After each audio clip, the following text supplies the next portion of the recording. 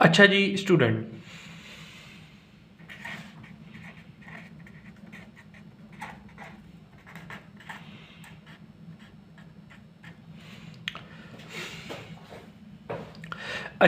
Student, तो अब हम लोग क्वेश्चन नंबर 17 का सोल्यूशन स्टार्ट करने जा रहे हैं। क्वेश्चन नंबर 17 को पढ़ते हैं और फिर इसका सोल्यूशन करते हैं। स्टूडेंट, क्वेश्चन नंबर 17 में कहा गया है find the coordinates of the centroid of a triangle whose angular point are follows. ठीक है जी बेटा, बेसिकली नीचे जो पॉइंट दिए गए हैं उनसे आपको सेंट्रॉइड ऑफ ट्राइंगल मालूम करना है। बेटा इस क्वेश्चन का सोल्यूशन करूं उससे पहले जो सेंट्रॉइड ऑफ ट्राइंगल क्या होता है ये बता दूं, ताकि आप इसको इजीली समझ पाएं। क्या इसका फार्मूला, कट कट। अच्छा जी स्टूडेंट, तो अब हम लोग क्वेश्चन नंबर 17 का सोल्यूशन करने जा रहे हैं। चलिए जी आइए पढ़ते हैं और उसका सोल्यूशन करते हैं। क्वेश्चन नंबर 17 में कहा गया है find the coordinates of the centroid of triangle whose angular points are following. Basically question number 17 में कहा गया है कि हमें कोऑर्डिनेट्स मालूम करने हैं सेंट्रॉइड ऑफ ट्राइंगल के। सबसे पहले हम फॉर्म पढ़ते हैं, पता करते हैं कि सेंटर ऑफ ट्राइंगल क्या होता है और इसका क्या फार्मूला होता है, और फिर हम इस क्वेश्चन का सोल्यूशन करेंगे ताकि आप इसको ईजिली कर पाएं। बेटा कोई मुश्किल चीज़ नहीं है, बिल्कुल हलवा चीज़ है, और ये क्वेश्चन सिर्फ एमसीक्यूज की हद तक इंपॉर्टेंट है।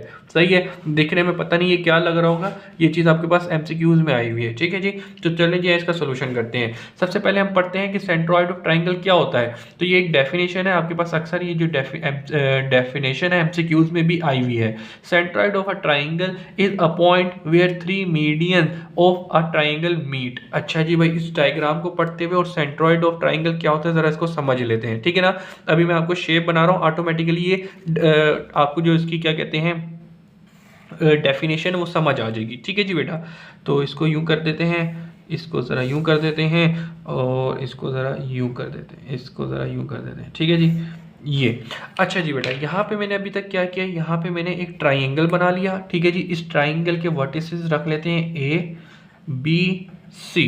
ठीक है जी बेटा, ये पॉइंट ए है, इसको x1 y1 कह देते हैं। ये पॉइंट बी है, इसको x2 y2 कह देते हैं। और ये पॉइंट सी है तो इसको x3 y3 कह देते हैं। ठीक है जी, ये कॉमा कॉमा जरूर डाल दिया करें। स्टूडेंट, एक ट्राइंगल आपको दिया जाए, ठीक है जी बेटा, और उसके बाद इस ट्राइंगल के आपको वर्टिसेस गिवन हो और कहा जाए सेंट्रॉइड ऑफ ट्राइंगल मालूम करके दें, तो वो कैसे निकालेंगे जरा देखें। स्टूडेंट, सबसे पहले आप समझते हैं कि सेंट्रॉइड ऑफ ट्राइंगल होता क्या है। तो बेटा ये एक ट्राइंगल है, अभी ट्राइंगल की एक साइड है, इस ट्राइंगल की इस साइड पे कोई ना कोई एक सेंटर, यानी सेंटर बोल दे या मिड क्या बोलते हैं, मिड पॉइंट बोल दे, ठीक है ना, सेंटर होगा। इसी तरीके से इस साइड पे भी, इस साइड का भी कोई ना कोई मिड पॉइंट होगा, मिसाल के तौर पे यहाँ पे होगा। इसी तरीके से इस साइड का भी कोई ना कोई मिड पॉइंट होगा, मैं बोल देता हूँ ये एक मिड पॉइंट होगा। ठीक है जी बेटा, अब हम यहाँ पे क्या करते हैं, ये जो सामने एक पॉइंट है ना, इस पॉइंट को इस पॉइंट को इससे मिला देते हैं। ठीक है जी बेटा, ये सही जी, ये पॉइंट को ना इधर इधर कर लेते हैं। इसी तरीके से ये जो बी पॉइंट है ना, सामने जो इस साइड का जो बिल्कुल मिड पॉइंट होगा उससे मिला देते हैं। सही जी बेटा, तो ये मिला दिया। इसी तरीके से ये जो पॉइंट है ना, साइड के पे जो साइड वाली लेंथ है, उधर जो मिड पॉइंट होगा ना उससे उसको मिला देते हैं। ठीक है जी बेटा, तो चले जी मिला देते हैं। तो जैसे ही मैंने मिलाया, तो अब जरा देखो ये एक पॉइंट बन रहा है, ये जो पॉइंट बन रहा है इस पॉइंट को हम क्या कहते हैं, सेंट्रॉइड।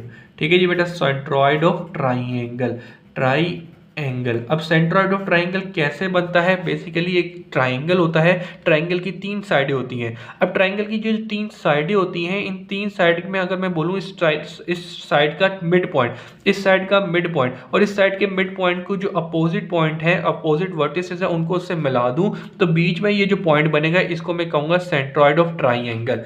ठीक है जी बेटा, अच्छा जी, ये आपको पता है कि ये जो लाइन है ये कहाँ से गुजर रही है, मिड पॉइंट से गुजर रही है, तो इसको हम क्या कहते हैं, मीडियन कहते हैं। क्या कहते हैं, मीडियन कहते हैं। ठीक है जी बेटा, एक लाइन जो मिड पॉइंट से गुजरे उसको मीडियन कहते हैं। तो इसीलिए इस क्वेश्चन में इसमें हमें बताया गया कि सेंट्रॉइड ऑफ ट्राइंगल की क्या डेफिनेशन होती है, centroid of a triangle is the point where the three median of a triangle meet. तो भाई ये एक मीडियन ये है, एक मीडियन ये है और एक मीडियन ये है। इनको मीडियन क्यों कह रहे हैं, क्योंकि ये मिड पॉइंट से गुजर रहे हैं। सही जी बेटा, तो इसीलिए अब ये जो तीन मीडियन हैं ये एक पॉइंट में मिल रहे हैं। ये जो पॉइंट है इसको पॉइंट ऑफ, इसको क्या कहते हैं, सेंट्रॉइड ऑफ ट्राइंगल कहते हैं।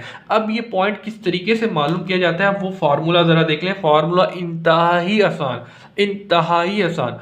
क्या है ज़रा देखो, x1 plus x2 plus x3, ठीक है जी बेटा, divided by 3, comma y1 plus y2 plus y3 divided by 3। Simple, ये आपके पास क्या आ गया, सेंट्रॉइड ऑफ ट्राइंगल, और सेंट्रॉइड ऑफ ट्राइंगल को हम जी से प्रेजेंट कर रहे होते हैं। ये आपके पास फार्मूला है, कितना आसान है, x1 plus x2 plus x3 divided by 3, y1 plus y2 plus y3 divided by 3। अब ये x1 x2 x3 क्या होता है, बेसिकली आपको जो ये a b c के वर्टिसेस दिए होते हैं, इसमें x की जगह इस पहले वाले को हम x1 y1 कहा, दूसरे वाले को x2 x3 कहा, और दूसरे वाले को x3 y3 कहा। तो बेसिकली इसके अंदर जो x1 की वैल्यू, x2 की वैल्यू, x3 की वैल्यू को इधर पुट करेंगे, उनको ऐड करेंगे, 3 से डिवाइड कर देंगे। इसी तरीके से यहाँ पे y1 की, y2 और y3 की जो वैल्यूज होंगी इन पॉइंट्स के अंदर, उनको इधर डालेंगे, ऐड करेंगे और सम करके अपना आंसर दे देंगे। तो ये जो हमारा पॉइंट है सेंट्रॉइड का पॉइंट है, इसको मैंने अपने फार्मूला शीट के ऊपर भी लिख दिया है। सेंट्रॉइड ऑफ ट्राइंगल का फार्मूला क्या होता है, इसको हम वैसे जी से प्रेजेंट करते हैं, और ये मैंने लिख दिया, ठीक है जी, x1 plus x2 plus x3 divided by 3, y1 plus y2 plus y3 divided by 3। तो ये जो फार्मूला है सेंटर ऑफ ट्राइंगल, इसको जरूर याद कर लें, बिल्कुल हलवा है। इसका जो क्वेश्चन है सिर्फ MCQs की हद तक इंपॉर्टेंट है, ठीक है जी बेटा। उम्मीद करता हूँ सेंटर ऑफ ट्राइंगल का कॉन्सेप्ट दिमाग में क्लियर हो गया होगा कि जो हमारे पास ट्राइंगल होता है, ट्राइंगल की जो साइड होती है, उन साइड पे जो मिड पॉइंट होता है उधर से, और उसका जो वर्टिसेस एक लाइन गुजर जाए, इसको हम मीडियन कहते हैं। और ये जो तीनों साइड, तीनों मीडियन जब एक पॉइंट में मिल रहे होते हैं, उस पॉइंट को हम सेंटर ऑफ ट्राइंगल कहते हैं। सेंटर ऑफ ट्राइंगल निकालने का जो फार्मूला होता है वो होता है ये, सही जी। तो चलें जी, आ जाए क्वेश्चन नंबर 17 के ऊपर चलते हैं, सही है जी बेटा। तो भाई क्वेश्चन नंबर 17 को खोल लेते हैं जल्दी से, ये रहा क्वेश्चन नंबर 17, सही है बेटा। तो चले जी आ जाए, क्वेश्चन नंबर 17 का पार्ट नंबर 1 कर रहे हैं फिलहाल। तो यहाँ पे पार्ट नंबर 1 डाल देते हैं। यहाँ पे हमें सबसे पहले ए दिया हुआ है, ए क्या दिया हुआ है, ए दिया हुआ है 1,3, फिर बी ए दिया हुआ है, अच्छा इन्होंने ना गलती कर दी है, मतलब देख ए दिया हुआ है, इसके बाद ये बी होगा और ये सी होगा, इन्होंने बीच में खा गए, इनकी ना वो हुई है, मिस प्रिंटिंग हुई हुई है, ठीक है, इसको सही कर लेगा। ये ए है, बी यहाँ पे आपको क्या दिया हुआ है 2,7 दिया हुआ है, और उसके बाद आपको तीसरा पॉइंट दिया है सी, ठीक है ना, तो सी इक्वल टू 5,6 है, ठीक है जी बेटा। ये आपको क्या दिया गया पॉइंट दिया, बीच में जरा इसको काइंडली सही कर लेगा, इन्होंने मिस प्रिंटिंग हो गई है, यहाँ पे आपने ब्रैकेट का इन्होंने वो भी नहीं डाला, ठीक है ना, ब्रैकेट को क्लोज भी नहीं किया, सी भी नहीं लिखा, तो इसको कर लेगा, मेरे ख्याल से मिस प्रिंटिंग हो गई है। इंशाल्लाह नेक्स्ट आपकी जो बुक आएगी फुल अच्छे तरीके से, तो उसमें इंशाल्लाह सही होगी ये चीज़। तो चले आए, फिलहाल हम चलते हैं इस पर, इसका क्या करना है, हमें सोल्यूशन करते हैं। तो भाई सोल्यूशन लिखा, सोल्यूशन लिखने के बाद सबसे पहले हम गिवन कर लेते हैं। गिवन हमें क्या दिया गया है, पॉइंट ए दिया हुआ है 1,3, फिर पॉइंट बी दिया हुआ है 2,7, फिर हमें सी पॉइंट दिया है 5,6। हमें क्या रिक्वायर्ड है, हमें बेसिकली क्या कहा गया है, सेंट्रॉइड, ठीक है जी बेटा, सेंट्रॉइड ऑफ ट्राइएंगल हमें मालूम करना है, जिसको हमने क्या कहा था, जी कहा था, ठीक है, जिसको हम जी से प्रेजेंट करते हैं। तो सेंटर ऑफ ट्राइंगल मालूम करने का जो फार्मूला है, वो फार्मूला हमें पता होना चाहिए। वो क्या था, x1 plus x2 plus x3 divided by 3, y1 plus y2 plus y3 divided by 3, ठीक है जी बेटा। अब मुझे पता है कि भाई पहले वाले पॉइंट को मैं x1 y1 कंसीडर करता हूँ, दूसरे वाले पॉइंट को मैं x2 y2 कंसीडर करता हूँ, तीसरे वाले पॉइंट को x3 y3 कंसीडर करता हूँ। अब सिंपल यहाँ से वैल्यू पुट करें, इधर पुट करें, बेसिक सिंप्लीफिकेशन करें और अपना आंसर दे दें। तो भाई g is equal to x1 की वैल्यू क्या है, x1 की वैल्यू 1 है, प्लस x2 की वैल्यू यहाँ पे आपके पास 2 है, x3 की वैल्यू यहाँ पे आपके पास 5 है, डोमिनेटर में 3 लिखा है वो रहने दे। अब यहाँ पे y1 है तो y1 की वैल्यू 3 है, y2 की वैल्यू यहाँ पे आपके पास 7 है, y3 की वैल्यू चाहिए तो y3 की वैल्यू यहाँ पे आपके पास 6 है। कुछ भी नहीं करना, डोमिनेटर में आ जाए, अपना कैलकुलेटर जल्दी से उठाएं, यहाँ पे जमा करें, 1 जमा करें, 2 जमा करें, 5 जमा करें, कितना आ गया, 8 आ गया, सही जी। तो यहाँ पे आपके पास 8/3 आ गया, कोमा अब जरा इसी तरीके से 3 जमा 7 जमा 6 कर दें, ये कितना आ गया, 16 आ गया, 16/3, ठीक है जी बेटा। तो ये आपका आंसर है, कितना आसान है। सेंट्रॉइड ऑफ ट्राइंगल कहा गया था, वो आपने मालूम कर लिया, कुछ भी नहीं है, फार्मूला है, बस x की जो वैल्यू है, y की जो वैल्यू, उनको अलग अलग पुट करके ऐड करना और 3 से डिवाइड कर देना है, ये सेंट्रॉइड का फार्मूला है, कितनी आसान है। तो इसका जो अगला पार्ट है वो तुम लोग खुद करोगे, ठीक है ना, मैं करवा रहा हूँ लेकिन तुम खुद भी कर सकते हो। मैं यहाँ पे आपको आंसर भी चेक करवा देता हूँ कि भाई क्वेश्चन नंबर 7 का पार्ट नंबर 1 8/3 16/3, तो यही हम आंसर लाए 8/3 16/3, तो यहाँ पे आंसर भी वेरीफाई करवा दिया है। अब आ जाते हैं इसका अगला पार्ट करते हैं, ठीक है जी बेटा। तो इसका अगला पार्ट हमें क्या दिया गया है, ये लिखा हुआ, इसको मैं जल्दी से करवा देता हूँ, ठीक है, क्योंकि ये है एमसीक्यूज बेस ही, लेकिन कॉन्सेप्चुअल आपको आना चाहिए एक चीज़, ठीक है जी बेटा। तो ज़रा देखिए -2,5, दूसरा पॉइंट क्या है P, फिर Q है, दूसरा पॉइंट हमारे पास क्या है -7,1, फिर हमारे पास अगला क्या है R = -8, -4। सही जी बेटा। अब ये पॉइंट दिया गया है, हमें कहा गया है इसका सेंट्रॉइड ऑफ ट्राइंगल मालूम करें। तो भाई सोल्यूशन करें, चलो इसको सही तरीके से कर देते हैं। सोल्यूशन लिखा, सबसे पहले हम गिवन लिख लेते हैं। गिवन में हमें क्या दिया गया है, पॉइंट दिया है P -2,5, दूसरा पॉइंट दिया है Q, ये -7,1, फिर तीसरा पॉइंट क्या दिया है R, वो क्या दिया है -8, -4, ठीक है जी बेटा। और रिक्वायर्ड में आपको क्या कहा गया है, रिक्वायर्ड आपको है सेंट्रोइड, ठीक है जी बेटा, सेंट्रोइड, ठीक है जी बेटा, centroid of triangle. Centroid of triangle हमें मालूम करना है, जिसको हम जी से प्रेजेंट करते हैं। जी का फार्मूला, यानी कि सेंट्रोइड का फार्मूला क्या होता है, x1 + x2 + x3 divided by 3, y1 + y2 + y3 divided by 3, ठीक है जी बेटा। अब मुझे बताएं, यहाँ पे पहले वाले पॉइंट को हम x1 y1 हमेशा कंसीडर किया, फिर दूसरे वाले पॉइंट को x2 y2 हमेशा कंसीडर किया, और तीसरे वाले पॉइंट को x3 y3 हमेशा कंसीडर किया। वैल्यू पुट करें और अपना आंसर दें। x1 की क्या वैल्यू है, x1 की वैल्यू यहाँ पे -2 है, सही जी बेटा। फिर उसके बाद चलें, x2 की वैल्यू क्या है, यहाँ पे -7 है, ठीक है जी। फार्मूले का प्लस था, -7 आप पुट कर दें। फिर उसके बाद फार्मूले का प्लस है, y3 चाहिए, तो y3 की वैल्यू यहाँ पे क्या है, -8 है।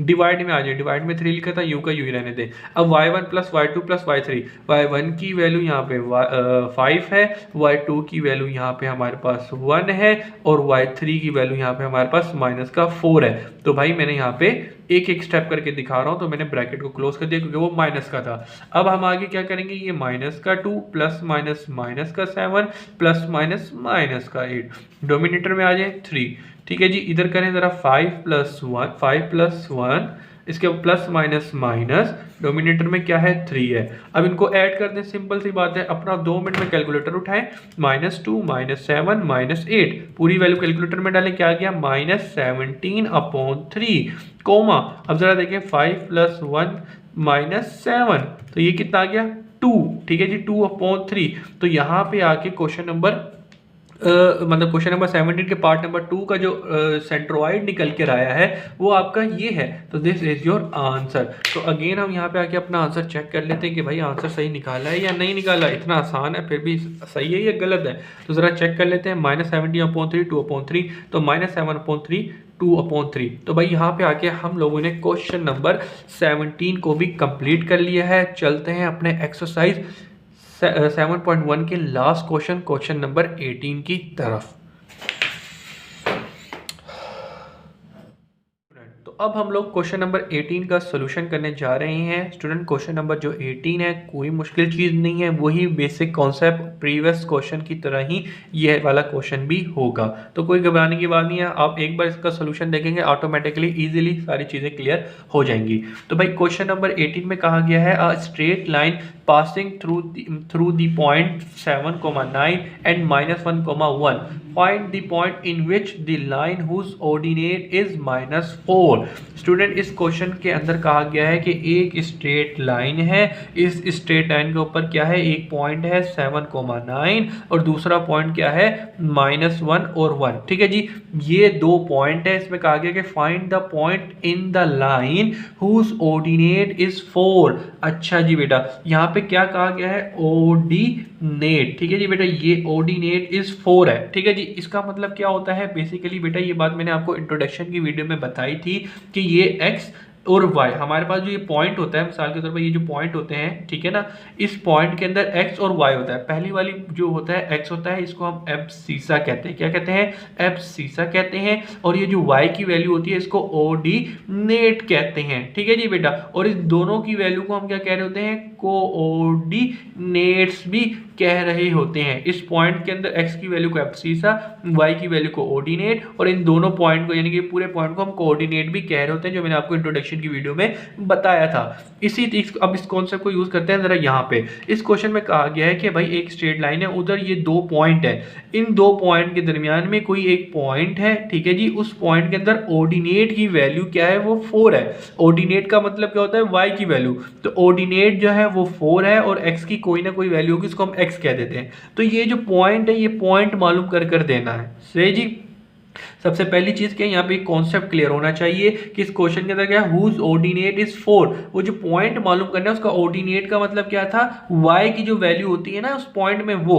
अगर यहाँ पे खुदा ना खास्ता ये ऑर्डिनेट नहीं कहता, एब्सिसा कहता, तो एब्सिसा का क्या मतलब होता है, x। तो हम फिर x की जगह 4 लिखते थे, ठीक है ना। क्या पता भाई ये चीज आपके पास पेपर में आ जाए, ऑर्डिनेट की जगह x एब्सिसा लिख दे, तो एब्सिसा का मतलब क्या होगा, वो x की वैल्यू होगी। तो फिर आपने 4 की जो वैल्यू है वो x की जगह लिखनी है, और y की जो वैल्यू होगी फिर वो वहां पे आपने y लिख देना है, ठीक है जी। इसको उम्मीद है कि ये जो कॉन्सेप्ट था ऑर्डिनेट और एब्सिसा का, ये क्लियर हो गया होगा। अब इसको इन डिटेल आराम सुकून से समझते हुए करते हैं अपने क्वेश्चन को। सही जी। तो भाई क्वेश्चन नंबर 18 में हमें यही कहा गया था कि भाई एक स्ट्रेट लाइन है, ठीक है जी। अब इस स्ट्रेट लाइन में क्या है, आ straight line passing through the point, ठीक है जी। वो पासिंग हो रही है 7,9 से, और दूसरा पॉइंट क्या दिया है हमें, -1,1, ठीक है जी बेटा। यही बात की है ना, a straight line passing through the point 7,9 and -1,1। फिर कहा गया find a point in a line whose ordinate is 4। अब कह रहा है इसी लाइन के ऊपर कोई पॉइंट है, सही है ना, उसका ऑर्डिनेट, ठीक है ना। ऑर्डिनेट क्या है, 4 है। ऑर्डिनेट मैंने अभी अभी आपको बताया, ऑर्डिनेट किसको प्रेजेंट करता है, y की वैल्यू को। तो यहाँ पे आ जाएगा 4। अब x की वैल्यू क्या होगी, कोई ना कोई x की वैल्यू होगी, मुझे नहीं दी हुई तो मैंने यहाँ पे x लिख दी। तो बेसिकली अगर मैंने इस क्वेश्चन के अंदर x की वैल्यू मालूम कर ली, तो ये वाला पॉइंट मुझे मालूम हो जाएगा, और ये जब पॉइंट मालूम हो जाएगा तो सिंपल जो क्वेश्चन की रिक्वायरमेंट है कि इन दोनों पॉइंट के दरमियान में एक पॉइंट है जिसकी वैल्यू ऑर्डिनेट की वैल्यू 4 है, तो वो पॉइंट मालूम करो। तो सिंपल x की वैल्यू मालूम कर लोगे, वो पॉइंट मालूम हो जाएगा, तो वही आपका आंसर हो जाएगा। सही है जी स्टूडेंट। अब यहाँ पे चलें जी, इसका सोल्यूशन करते हैं कि यहाँ पे कौन सा फार्मूला, कौन सा कॉन्सेप्ट लगाते हुए हम इसका आंसर देंगे। फिलहाल जो मोस्ट इंपॉर्टेंट चीज़ थी यहाँ पे ये वाली थी कि यहाँ पे जो बात की गई थी कि फाइंड द पॉइंट मालूम करना है इन द लाइन, लाइन के ऊपर वो जो पॉइंट मालूम करना है, हुज ऑर्डिनेट इज 4। ऑर्डिनेट का मतलब क्या होता है, y वाली वैल्यू। तो इसीलिए मैंने यहाँ पे y की जगह 4 लिख दिया है और x की जगह x ही लिख रहने दिया है, ठीक है जी बेटा। तो उम्मीद है कि क्वेश्चन नंबर 18 का जो कॉन्सेप्ट था वो क्लियर हो गया। अब इसका हम सोल्यूशन देखें किस तरीके से करना है, ठीक है जी बेटा। सबसे पहली बात तो ये वाली बात आपको पता होनी चाहिए कि स्टूडेंट ये दो पॉइंट जो आपको दिए हुए थे, ठीक है ना, क्वेश्चन के अंदर ये नहीं कहा गया था कि ये इंटरनली या एक्सटर्नली है, ये मैंने ऑटोमेटिकली इसके अंदर डाला है। ये क्यों डाला है, ये तुम्हारे दिमाग में क्वेश्चन आना चाहिए, ये बात याद रखना कि क्वेश्चन के अंदर आपको नहीं बताया जाए कि क्वेश्चन इंटरनली पॉइंट है या एक्सटर्नली पॉइंट है, तो वहां पे हमेशा आपने इंटरनल यानी कि अंदर उन दो पॉइंट के दरमियान में ही लेना है और इंटरनल वाला फार्मूला ही यूज करना है हमेशा जब आपको क्वेश्चन के अंदर नहीं बताया जाए, ठीक है जी बेटा। तो फिलहाल यहाँ पे आपको ऑटोमेटिकली वो कंडीशन समझ आ रही है, क्या कंडीशन नजर आ रही है कि ये दो पॉइंट है, ठीक है जी बेटा। इन दो पॉइंट के दरमियान में एक पॉइंट लाई कर रहा है, इस पॉइंट को मुझे क्या करना है, मालूम करना है, फाइंड करना है, ठीक है जी बेटा। तो जब भी दो पॉइंट दिए जाए और उनके पॉइंट के दरमियान में कोई पॉइंट आ जाए, तो इस पॉइंट के अंदर इंटरनल पॉइंट लगता है। लेकिन बड़े मजे की बात है, ये जो पॉइंट है यानी कि पॉइंट 1 से लेके रिक्वायर्ड जो गिवन पॉइंट रिक्वायर्ड पॉइंट है उसका डिस्टेंस m होता है, और रिक्वायर्ड पॉइंट से जो पॉइंट 2 होता है उसके डिस्टेंस को हम n कहते हैं। m और n जो बेसिकली रेशियोज होते हैं वो इस क्वेश्चन के अंदर नहीं दिए हुए। सबसे पहले हम m और n की वैल्यू मालूम करेंगे, उसके बाद ये वाला पॉइंट मालूम करेंगे। क्यों, क्योंकि भाई यहाँ पे जो कंडीशन लग रही है वो इंटरनल पॉइंट की लग रही है। सिंपल सी बात है, दो पॉइंट है उसके दरमियान में एक पॉइंट है, वो पॉइंट मालूम करना है, ठीक है ना बेटा। तो भाई उस पॉइंट को मालूम करने के लिए हमें इंटरनल डिवीजन का फार्मूला लगाएंगे, लेकिन इंटरनल डिवीजन के फार्मूले में हमें m और n की जरूरत होगी। तो सबसे पहले m और n मालूम करेंगे, x1 y1 और x2 y2, तो सिंपल हमें पॉइंट है वो तो पुट कर देंगे। m और n की जरूरत है, सबसे पहले m और n मालूम करेंगे। जैसे ही हम m और n मालूम कर लिया तो समझ लो ये पॉइंट भी मालूम हो जाएगा देखते देखते, ठीक है जी। तो चलिए जी यहाँ सोल्यूशन की तरफ चलते हैं। सबसे पहले सोल्यूशन लिखा, सोल्यूशन के बाद हमें यहाँ पे गिवन क्या दिया हुआ है, गिवन में हमें दो पॉइंट दिए हुए हैं 7,9 और दूसरा पॉइंट क्या दिया हुआ है -1,1, ठीक है जी बेटा। हम इनको लेट कर लेते हैं, पहले वाले पॉइंट को हम a कह देते हैं, दूसरे वाले पॉइंट को हम b कह देते हैं, ठीक है जी बेटा, ताकि हमारे लिए आसानी रहे। ये हो गया। फिर हमें क्या कहा गया है, रिक्वायर्ड बेसिकली क्या कहा गया है कि पॉइंट मालूम करना है, ठीक है जी, पॉइंट मालूम करना, एक पॉइंट मालूम करना है हुज ऑर्डिनेट, ठीक है, हुज ऑर्डिनेट इज 4, ठीक है जी। वो जो पॉइंट मालूम करना है जिसको हम क्या कह देते हैं, पी कह देते हैं, ठीक है ना बेटा, इसको हम पी पॉइंट कहते हैं, पॉइंट पी कह देते हैं, हुज ऑर्डिनेट इज 4, सही है। और x की वैल्यू, ये पॉइंट पूरा मुझे यहाँ पे बेसिकली समझो बस x की वैल्यू मालूम करनी है। तो x की वैल्यू मालूम करने के लिए m और n की भी जरूरत पड़ेगी। तो सबसे पहले m और n मालूम करेंगे, उसके बाद ये पॉइंट मालूम करेंगे, ठीक है जी बेटा। चले जी, तो सबसे पहले हम यहाँ पे क्या करेंगे, हमें पता है कि भाई ये दो पॉइंट के दरमियान में इंटरनली एक पॉइंट है, तो इसको इंटरनल पॉइंट मालूम करने के लिए हम क्या करेंगे, यूजिंग इंटरनल, ठीक है जी, इंटरनल डिवीजन पॉइंट फार्मूला, ठीक है जी, इंटरनल डिवीजन पॉइंट फार्मूला हम लोग यूज कर रहे हैं। वो फार्मूला हमारे पास ये लिखा हुआ क्या है, I is equal to mx2 plus nx1 divided by m plus n comma my2 plus ny1 divided by m plus n, ठीक है जी बेटा। यहाँ तक क्लियर हो गया जी, बिल्कुल हो गया होगा, सिंपल अभी तक फार्मूला लिखा है। अब इसको पुट करना स्टार्ट करते हैं। तो भाई यहाँ पे जो i है इंटरनल पॉइंट है, उसको हमने p कहा है, चाहे तो हमने लेट भी यहाँ पे किया हुआ है, तो i की जगह p लिख दें, ठीक है जी। फिर इसके बाद में जरा आ जाए m, अच्छा जी, x2 और x1 की क्या वैल्यू होगी, पॉइंट 1 को हम हमेशा x1 y1 कंसीडर करते हैं, दूसरे वाले पॉइंट को हमेशा हम x2 y2 कंसीडर करते हैं, ठीक है जी बेटा। तो भाई यहाँ पे x2 की वैल्यू चाहिए, तो x2 यहाँ पे माइनस का 1 है, प्लस n ऐसी का ऐसी रहेगा, x1 की वैल्यू यहाँ पे आपके पास 7 है, divided by m plus n। क्यों m प्लस n हमें पता ही नहीं है, वही तो सबसे पहले मालूम करना है, सही है जी। फिर इसके बाद जरा आ जाए यहाँ पर m y2 की वैल्यू क्या है, y2 की वैल्यू यहाँ पे हमारे पास 1 है, प्लस n है, y1 की वैल्यू यहाँ पे हमारे पास 9 है, पूरी डाल दी, y2 और y1 की वैल्यू डाल दी हमने सिंपल पॉइंट से, और उसके बाद m प्लस n और ये ब्रैकेट क्लोज। अब यहाँ पे जरा देखो, ये जो पॉइंट P है स्टूडेंट, ये जो पॉइंट P था हमारे पास क्या था, x कोमा 4 था, ठीक है ना भाई, ऐसा, या इसको यहाँ पे काट देते हैं, यहाँ पे ले लेते हैं। भाई ये जो पॉइंट P था ये किसके इक्वल था, x कोमा 4 के था, ठीक है जी बेटा। इक्वल किसके, ये इस पॉइंट के। तो यहाँ पे जरा देखिए, इसको मजीद सिंप्लीफाई भी करते हैं, -1 को इससे मल्टीप्लाई करेंगे तो -1m plus 7n divided by m plus n comma, अब यहाँ पे जरा देखिए 1m, ठीक है, और ये एक 9 को उससे मल्टीप्लाई किया n से, तो 9n upon m plus n हो जाएगा, सही जी बेटा। अब हम यहाँ पे क्या करेंगे, अब हम यहाँ पे कंपेयरिंग करेंगे, ठीक है जी। कंपेयरिंग के अंदर क्या होता है बेटा, ये वाली x की वैल्यू इक्वल के उस साइड वाली x की वैल्यू इक्वल होती है, और इस साइड पे y की वैल्यू जो होती है, उस साइड पे जो y की वैल्यू होती है वो एक दूसरे के इक्वल होती है। इस कंडीशन में हम क्या करेंगे, हम x की वैल्यू को कंपेयर करें या y वाली की वैल्यू को कंपेयर करें, बेटा हम y वाली वैल्यू को कंपेयर करेंगे। क्यों करेंगे y की वैल्यू को कंपेयर, बेसिकली यहाँ पे हम y की वैल्यू को इसलिए कंपेयर करेंगे ताकि यहाँ पे ये हमें 4 दिया हुआ है, हम इसको इजीली सिंप्लीफाई करके हम यहाँ से m और n की वैल्यू आ जाएगी, और जब m और n की वैल्यू आ जाएगी इधर पुट करके हम x की वैल्यू निकाल लेंगे इजीली, ठीक है जी बेटा। यही काम करना है, इस तरह का काम तुम लोगों को पता है, हमने पहले भी किया हुआ है, ठीक है जी बेटा। तो हम यहाँ पे कंपेयरिंग कर रहे हैं, सबसे पहले x इक्वल टू x वाली वैल्यू x के इक्वल हो जाएगी, ठीक है ना बेटा, और divided by m plus n, और इसी तरीके से x वाली वैल्यू क्या है 4 इक्वल टू इसके हो जाएगी क्या बोलते हैं m के, सॉरी y के इक्वल हो जाएगी, तो 1/9n divided by m plus n, ठीक है जी बेटा। तो हमने यहाँ पे क्या है, कंपेयरिंग किया, x वाली की वैल्यू के इक्वल कर ली और y वाले की कंपेयर कर ली।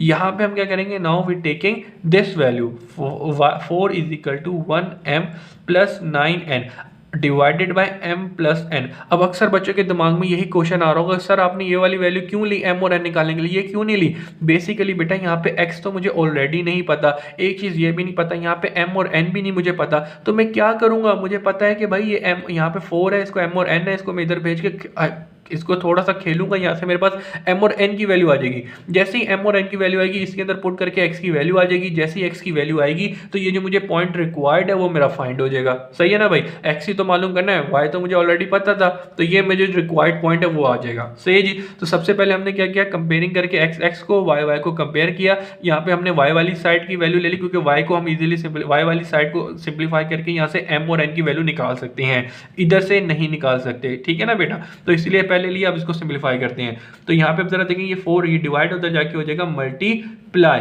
Equal to m plus 9n। अब जरा देखें ये जो 4 इससे भी मल्टीप्लाई होगा और इससे भी मल्टीप्लाई होगा, तो यहाँ पे आपके पास क्या बन जाएगा 4m plus 4n equal to 1m plus 9n। सही जी बेटा। अब हम क्या करेंगे, ये प्लस का इधर जाके माइनस का 1m हो जाएगा इक्वल टू 9n है, ये प्लस का उधर जाके माइनस का 9n हो जाएगा।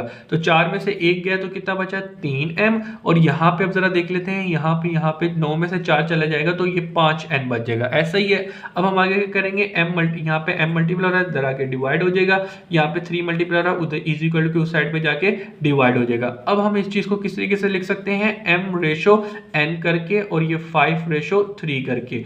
यहाँ पे क्या ये मेरा आंसर है? नहीं भाई, ये मेरा आंसर नहीं है। ये तो मैंने इसलिए मालूम किया है कि m और n की वैल्यू पुट करके x की वैल्यू मालूम कर लूंगा, और जब x की वैल्यू मालूम करूंगा तो वही मेरा फाइनल आंसर होगा। अब मैं यहाँ पे क्या करूंगा, पुट वैल्यू, ठीक है ना, put value of m and n in x is equal to -1m plus 7nm plus n।